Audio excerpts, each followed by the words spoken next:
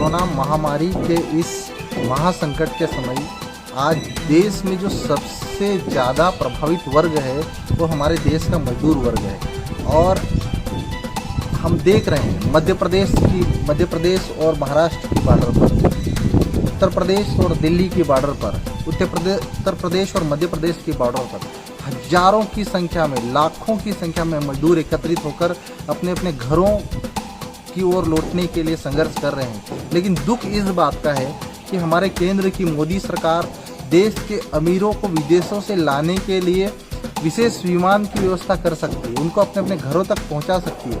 लेकिन दुख इस बात की है कि जो देश का निर्माण करने वाले आखिर पंक्ति में खड़े इस देश का मजदूर वर्ग है, वो अपने घरों के लिए अपने वाहनों से जाना चाहता है तो उनको परमिशन नहीं दी जा रही है, उनके ई पास नहीं बनाए जा रहे। तो ये कहीं ना कहीं इस देश में अमीरी और गरीबी के बीच जो व्यवहार करने का जो अमीरी और गरीबी के बीच जो फासला देखा जा रहा है, अमीरी और गरीबी के बीच जो दुर्व्यवहार देखा जा रहा है, ये भारत में हमारे देश की मोदी सरकार जो कर रही है वो आप सबके सामने जग जाहिर है। आज कई गर्भवती महिलाएं 4 किलोमीटर पैदल चलने को मजबूर है इस लॉकडाउन के कारण।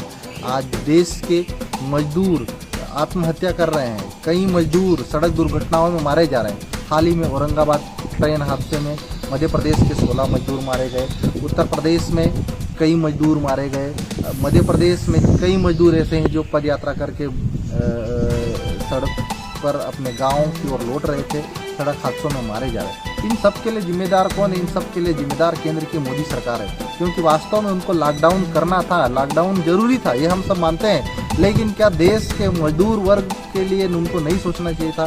आज हमारे प्रधानमंत्री जी 20 लाख करोड़ रुपए के आर्थिक पैकेज का ऐलान करते हैं।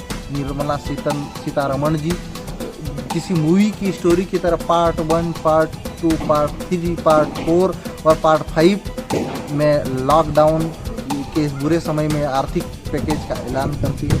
लेकिन वास्तव में क्या इस आर्थिक पैकेज का 20 लाख करोड़ रुपए का फायदा गरीब वर्ग को, मजदूर वर्ग को, आदिवासी वर्ग को है? क्या डायरेक्ट उनके पैसे में ये खाता दिया जा रहा है? नहीं, बिल्कुल भी नहीं। हाँ, मैं आप लोगों को बताना चाहूँगा इस वीडियो के माध्यम से कि जो ये 5 चरणों में हमारी वित्त मंत्री जी ने जो आर्थिक पैकेज का ऐलान किया, और उनका एक उद्देश्य था कि हम देश की अर्थव्यवस्था को रेल की पटरी पर लाना चाहते हैं। देश की अर्थव्यवस्था को हम मजबूती देना चाहते हैं, हम देश के उद्योग जगत को मजबूती देना